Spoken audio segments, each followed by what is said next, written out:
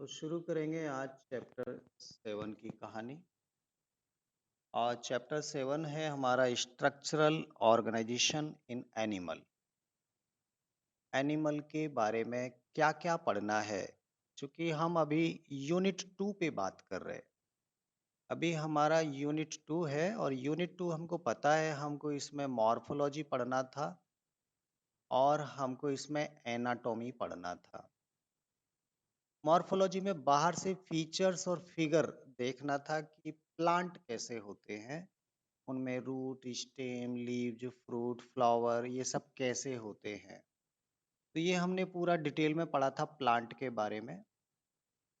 और एनाटॉमी हमारा सिलेबस से हटा दिया। एक्चुअल में हमको रूट, स्टेम और लीव्स को काट के भी देखना था कि उनके अंदर कौन कौन से टिश्यू और किस तरह से अरेंज होते हैं।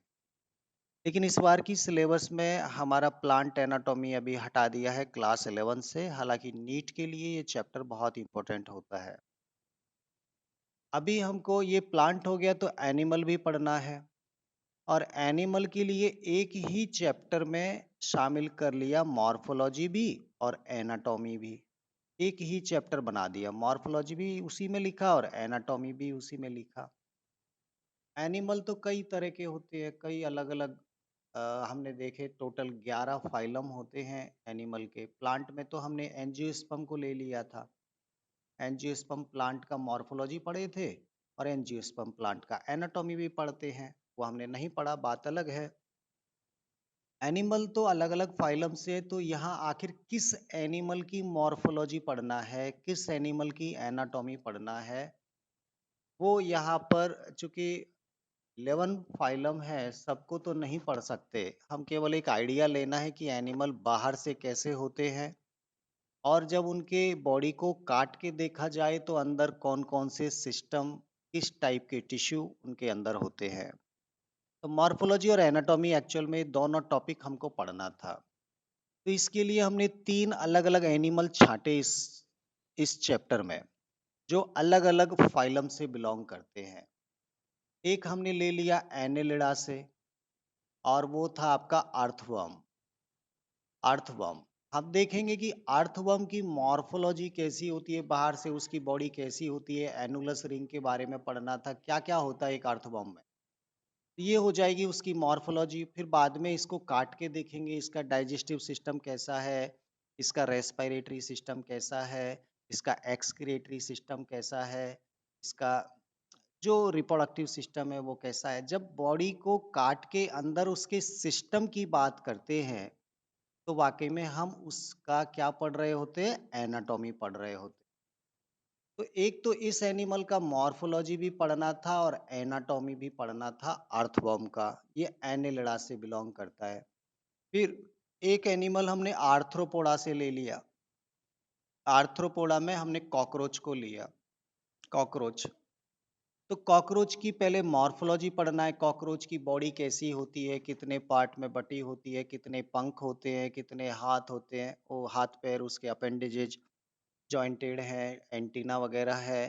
तो बाहर से क्या क्या दिखता है, that is the morphology of cockroach. फिर उसके अंदर जो सिस्टम है, कॉकरोच की बॉडी को काट के देखेंगे तो उसका डाइजेस्टिव सिस्टम कैसा है, रेस्पिरेटरी सिस्टम कैसा है, एक्सक्रीटरी सिस्टम कैसा है, रिप्रोडक्टिव सिस्टम कैसा है, नर्वस सिस्टम कैसा है। ये जब हम डिस्कस करेंगे तो वो एनाटॉमी हो जाएगी कॉकरोच की।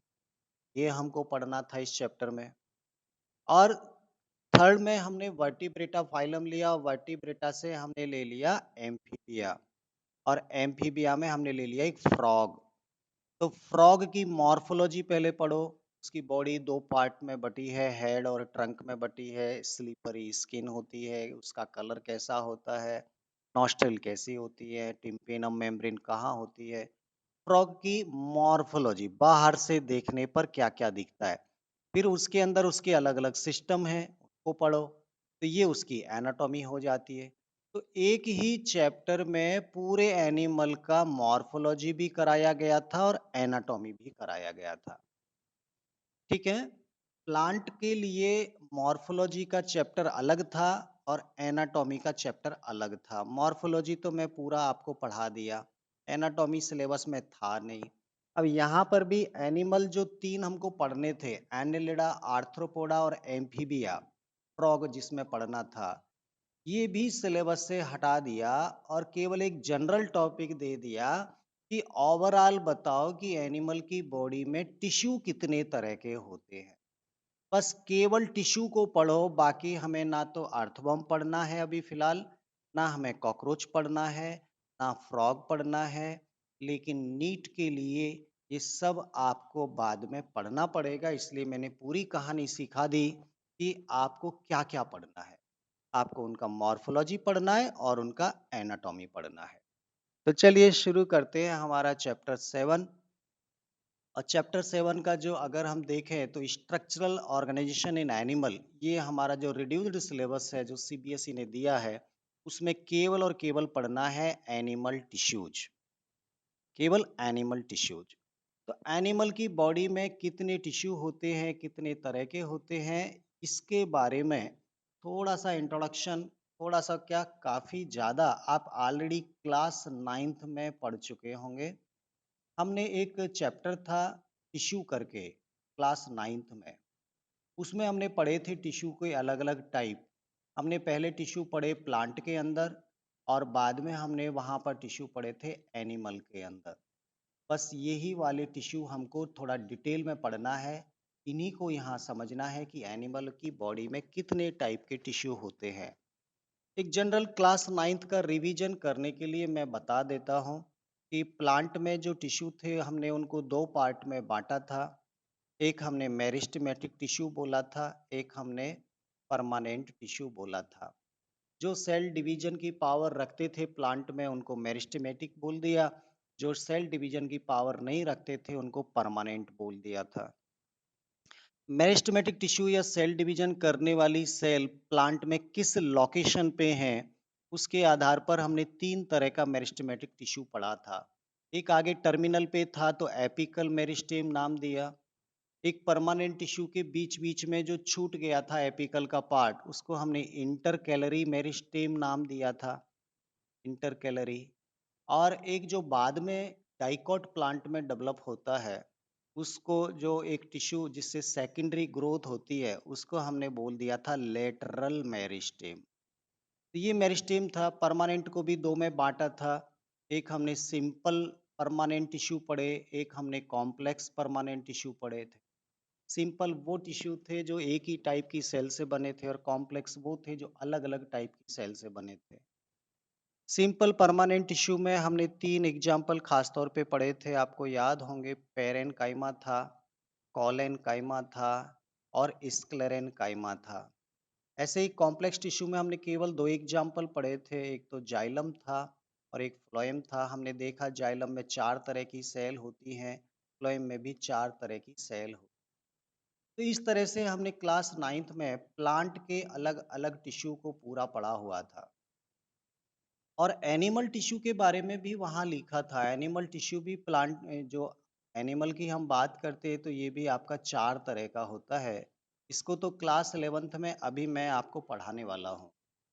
फिर भी एक बार देख लेते हैं 9th में कौन कौन से 4 तरह के एनिमल टिश्यू थे। तो एक था आपका एपिथेलियल टिश्यू, एक था आपका कनेक्टिव टिश्यू और एक था आपका मस्कुलर टिश्यू और चौथा आपका था नर्वस टिश्यू। तो 4 तरह के एनिमल टिश्यू होते हैं बॉडी में, चाहे एनिमल कोई भी हो। पॉरीफेरा से लेकर वर्टिब्रेटा तक के जितने भी एनिमल्स की बॉडी है, उन बॉडी में केवल 4 तरह के टिश्यू ही होते हैं। वही बॉडी में अलग अलग ऑर्गन बनाते हैं और अलग अलग ऑर्गन अलग अलग सिस्टम बनाते हैं। So in class 11th also the animal have 4 type of tissues. Their name is epithelial tissue, connective tissue, muscular tissue and nervous tissue. बस 4 तरह के होते हैं। तो ये हमको पूरा डिटेल में थोड़ा ठीक ठीक ढंग से पढ़ना है क्लास 11th। तो चलिए शुरू करते हैं एनिमल टिश्यू की कहानी। एनिमल टिश्यूज, सबसे पहले बात करेंगे आखिर टिश्यू होते क्या हैं। देखिए, जो यूनिसेलुलर लिविंग होता है उसकी बॉडी में तो केवल एक सिंगल सेल होती है। ये मान लीजिए क्या है, यूनिसेलुलर, ठीक है। और मल्टी सेलुलर की बात करेंगे, मान लीजिए ये आपका बहुत सारी सेल मिलकर एक एक लिविंग बना रहे हैं, इस तरह से एक कोई लिविंग बन गया। तो अगर यहाँ सभी सेल अपना अलग अलग काम कर रही हैं तब तो बॉडी का लेवल सेलुलर हो जाएगा।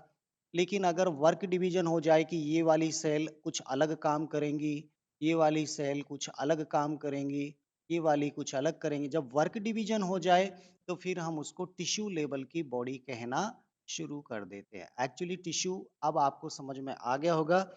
टिश्यू का मतलब जब सेल बॉडी के अंदर ग्रुप में काम करती हैं, कोई भी जो फंक्शन होता है बॉडी का, वो सिंगल सेल करने की बजाय ग्रुप ऑफ सेल अगर करना शुरू कर देती है तो उसी ग्रुप ऑफ सेल को हम टिश्यू कहना शुरू कर देते हैं। तो टिश्यू को डिफाइन कैसे करें? Tissue is the group of cell. Tissue क्या है? ग्रुप ऑफ सेल है। और वो पूरा ग्रुप मिलकर अगर एक स्पेसिफिक फंक्शन करता है, एक स्पेसिफिक फंक्शन अगर उस ग्रुप के द्वारा किया जाता है, चाहे वो ट्रांसपोर्टेशन का फंक्शन हो, चाहे वो रेस्पिरेशन का फंक्शन हो, चाहे वो मैसेज ट्रांसफर करने का हो, हाँ, या कॉन्ट्रैक्शन रिलैक्सेशन का फंक्शन हो, अगर ग्रुप मिलकर, बहुत सारी सेल मिलकर अगर एक काम करती हैं तो इस ग्रुप को ही हम टिश्यू कहना शुरू करते हैं, यही टिश्यू होता है। तो हमारी बॉडी में तो बहुत सारे काम होते हैं और इतनी बड़ी बॉडी के लिए अगर कोई फंक्शन करता है और एक सिंगल सेल अगर वो काम करेगी तो शायद काम हो भी नहीं पाएगा। तो कहीं पे भी हमारी बॉडी में जब भी हम देखेंगे, जैसे हम ब्लड की बात करते हैं, तो ब्लड का मेन फंक्शन क्या है? ट्रांसपोर्टेशन करना। अलग अलग चीज को वो ट्रांसपोर्ट करता है, एक जगह से दूसरी जगह पहुंचाता है, जैसे ऑक्सीजन को, कार्बन डाइऑक्साइड को, फूड को। तो क्या ये ब्लड एक सिंगल सेल से बना है या बहुत सारी ग्रुप ऑफ सेल होती हैं वो सब मिलकर ये ट्रांसपोर्टेशन का काम करती है? तो मालूम चलता है कि ब्लड में तो कई तरह की सेल होती है, बहुत सारी सेल होती हैं और सब सेल मिलकर कुछ ना कुछ ट्रांसफर करती हैं, तब जाकर हमारी बॉडी का ट्रांसपोर्टेशन पूरा हो पाता है। हम बात करेंगे ब्लड के बारे में भी, तो ये अपने आप में एक तरह का टिश्यू है। ऐसे ही बोन जो बनती है हमारे बॉडी में, एंडोस्केलेटन जो बनता है बोन से, वो बोन एक सिंगल सेल से थोड़ी बनती। उस बोन में तो बहुत सारी सेल होती हैं, ग्रुप ऑफ सेल होती हैं जो मिलकर बोन बनाती हैं। और बोन आपकी बॉडी की एक शेप, एक पोस्चर, एक स्ट्रेंथ प्रोवाइड आपकी बॉडी को करता है। तो जब ग्रुप ऑफ सेल होते हैं और वो एक स्पेसिफिक काम करने लगते हैं तो उसी ग्रुप ऑफ सेल को हम टिश्यू के नाम से जानते हैं। ठीक है, बहुत सिंपल बात थी, आपको समझ में भी आ गई होगी, नाइन्थ में ऑलरेडी हम लोग थोड़ा सा पढ़े हैं।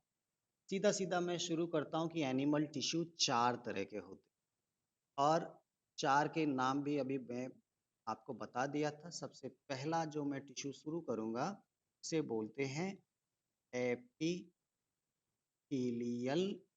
टिश्यू। पहले इन चारों के नाम थोड़ा देखते हैं और इनका मेन मेन डिफरेंस आपको बता देता हूँ ताकि आपको समझ में आए कि हमारे बॉडी में कहाँ पर कौन सी टिश्यू पाए जाएंगे। एक तो हो गया एपिथेलियल टिश्यू।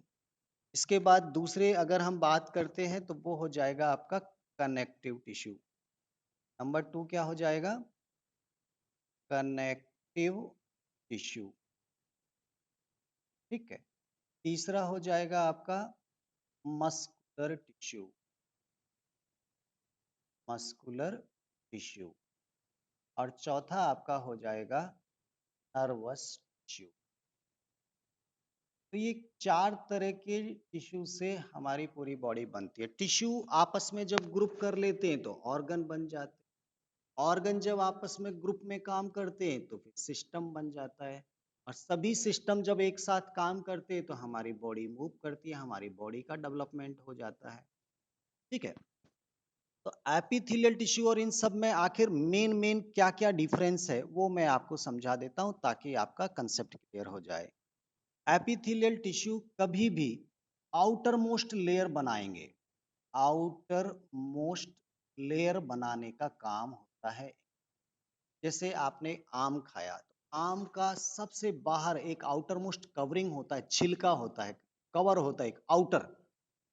और वो जो कवरिंग है आउटर, प्लांट में तो हम उसको बोल रहे थे एपिडर्मिस।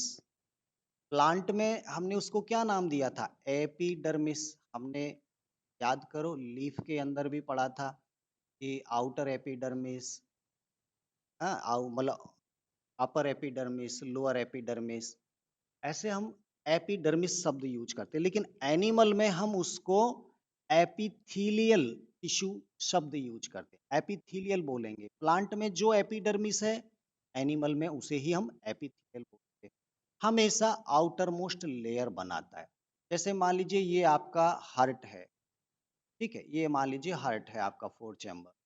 तो इसका आउटर मोस्ट जो एक कवरिंग बनेगा, जो एक group of cell cell cell cell मिलकर एक लेयर बनाएंगी इसकी आउटर मोस्ट, वो जो टिश्यू होगा, जो ग्रुप ऑफ सेल होगा, वो आपका एपिथेलियल टिश्यू होगा। ठीक है। आपकी पूरी बॉडी की अगर आप बात करें, तो आपकी बॉडी का आउटर मोस्ट लेयर कोई ग्रुप ऑफ सेल ने तो बनाया होगा।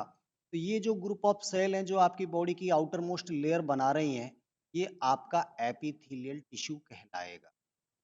मान लीजिए कोई बहुत बड़ा इस तरह का पाइप है, मान लीजिए फूड पाइप है जिसकी दीवारें इतनी मोटी हैं, मान लीजिए इस तरह से, ठीक है, ये मान लीजिए आपका फूड पाइप है, तो यहाँ से आपका फूड जा रहा है ऐसे। तो यहाँ पर देखिए, जो आउटर मोस्ट लेयर है, वो यहाँ पर आपके आउटर मोस्ट इसका एक बाउंड्री बना रही है ना, ये जो outermost cell cell cell cell, ये क्या है? एपिथेलियल टिश्यू है। इधर इस पाइप का ये वाला जो हिस्सा है, यहाँ पे क्या है? ये एपिथेलियल टिश्यू है। और इसके अंदर भी देखिए आप, ये जो आउटर मोस्ट लेयर बन रही है, ये भी तो आपके एपिथेलियल टिश्यू है, और ये भी तो एक आउटर लेयर है। तो एपिथेलियल टिश्यू की खासियत क्या होती है, आपको समझ में आ गया होगा कि इन सेल की एक सरफेस ऐसी होती है जो किसी दूसरी सेल को टच नहीं करती है। ये वाली जो एक सरफेस है आउटर, ये कभी भी दूसरी सेल को टच नहीं करती। अगर ऐसी सेल पाई जाएं, तो ये आपके एपिथेलियल टिश्यू कहलाती है। सेल को चारों तरफ से कवर्ड होना है। अगर वो चारों तरफ से कवर्ड है दूसरी सेल से, तब तो वो एपिथेलियल नहीं है। लेकिन अगर उसकी एक सरफेस ओपन है, is not covered by another cell, then epithelial tissue वहां देखने को मिलेगा।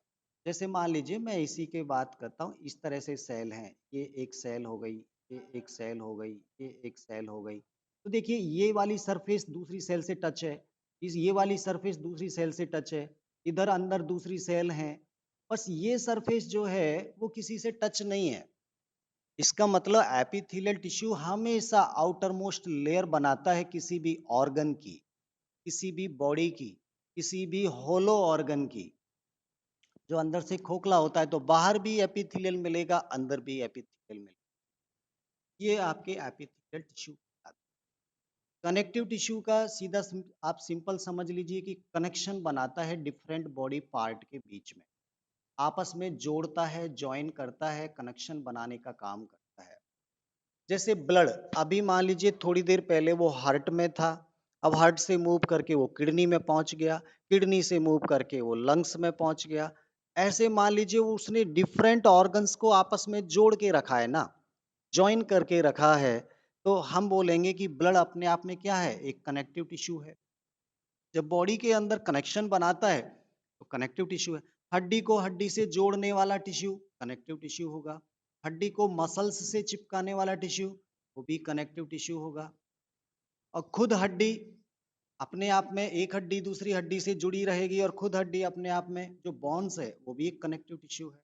तो हम बहुत अलग अलग टाइप के कनेक्टिव टिश्यू को यहाँ डिस्कस करेंगे, कौन कौन से कनेक्टिव टिश्यू होते हैं, कौन किसको जोड़ता है, कैसे जोड़ता है, उनकी सेल को क्या कहते हैं, ये सब हमको पढ़ना पड़ेगा।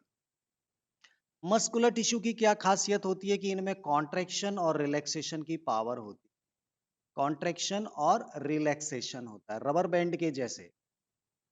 अगर सेल खिंच जाएं और वापस नॉर्मल हो जाएं, या मैं कहूं कि किसी भी ऑर्गन की लंबाई एक बार लंबी हो जाए फिर सिकुड़ जाए, या उसकी मोटाई एक बार मोटा हो जाए फिर पिचक जाए, ऐसा क्यों कर पा रहा है वो ऑर्गन? क्योंकि उस ऑर्गन के अंदर ऐसी कॉन्ट्रैक्शन करने वाली सेल मौजूद होती हैं जो उसको इस तरह की इलास्टिसिटी प्रोवाइड करती है। तो वो जो भी सेल हैं वो ग्रुप में मिलती हैं, और उन सेल को हम बोलते हैं मस्कुलर टिश्यू। एनिमल की बॉडी में जितने भी मूवमेंट होते हैं, वो होते हैं केवल मसल्स के कारण। अगर मसल्स हमारी बॉडी में ना हो तो हमारी बॉडी बिल्कुल मूव नहीं कर सकती। कोई भी चीज इधर से उधर मूव करेगी ही नहीं। तो ओवरऑल प्लांट के अंदर देखिए मसल्स नहीं होते, तो प्लांट मूव भी नहीं करता है, केवल फ्लेक्सिबिलिटी होती है, वो भी कॉलन काइमा टिश्यू के कारण, इसलिए उसकी पत्तियां केवल हिलती हैं, वो भी हवा के कारण। खुद वो उनको हिला नहीं सकता प्लांट।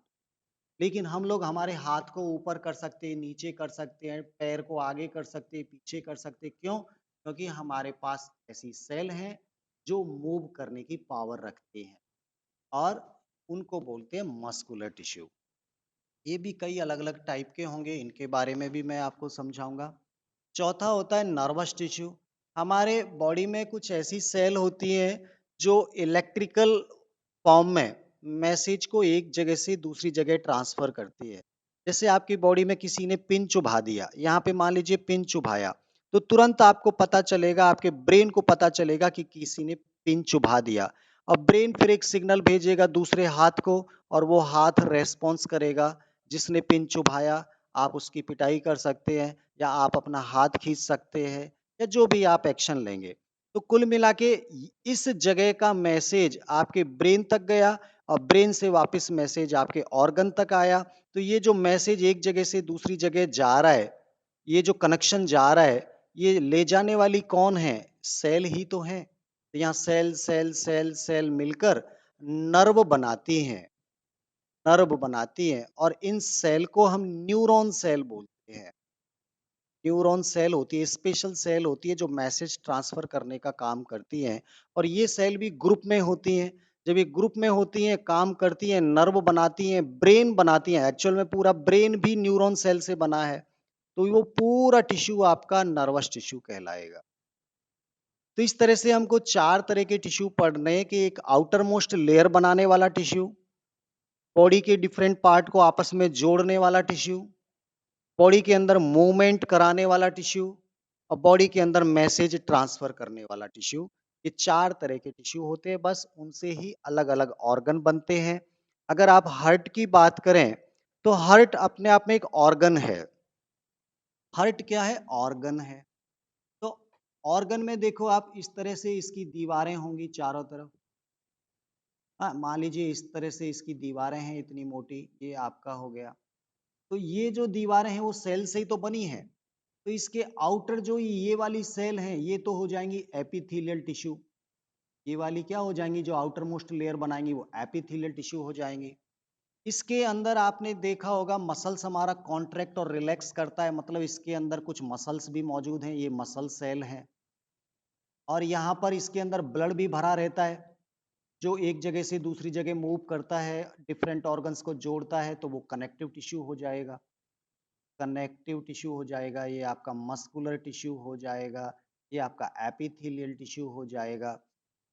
और न्यूरॉन भी यहाँ होते हैं, स्पेशल न्यूरॉन होते हैं, कि ब्रेन कितना काम कर रहा है, तेज स्पीड से कर रहा है कि स्लो स्पीड से कर रहा है। हमारा ब्रेन कहीं ना कहीं उसका कोई ना कोई पार्ट उसकी स्पीड को कंट्रोल कर रहा है। तो यहाँ से मैसेज लगातार ब्रेन को जा रहे हैं, ब्रेन के मैसेज यहाँ पे आ रहे हैं।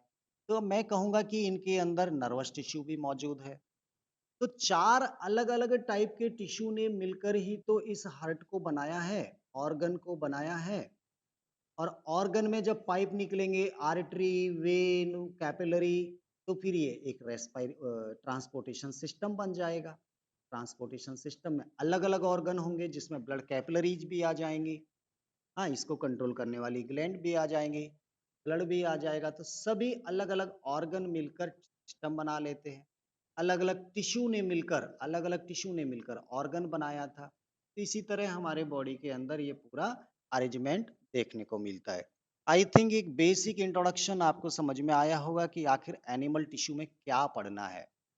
तो हमको यहाँ पे कई अलग अलग टाइप भी पढ़ने हैं। जैसे एपिथेलियल टिश्यू है, इसके कितने कितने टाइप होते हैं, इनको डिस्कस करेंगे। हम कनेक्टिव टिश्यू में कई सारे एग्जाम्पल हैं, उनको पढ़ेंगे, एक दो तीन चार पाँच ऐसे करके। मस्कुलर टिश्यू है, उनकी अलग अलग टाइप की मसल्स को हम देखेंगे। ऐसे ही नर्वस टिश्यू है, तो हम न्यूरॉन की स्ट्रक्चर देखेंगे, उसके अंदर भी कुछ जानेंगे। तो पूरा एक अपने आप में काफ़ी बड़ा ये टॉपिक होता है एनिमल टिश्यू, और केवल टिश्यू को पढ़ना ही हमारा इस चैप्टर का मेन उद्देश्य होगा। तो अब कल से मैं थोड़ा-सा कल की क्लास में एपिथेलियल टिश्यू को एकदम शुरू से आपको पढ़ाना करूँगा, थोड़ा स्टार्ट करूँगा ताकि आपको हर एक कांसेप्ट। आज की क्लास थोड़ा रोकता हूँ।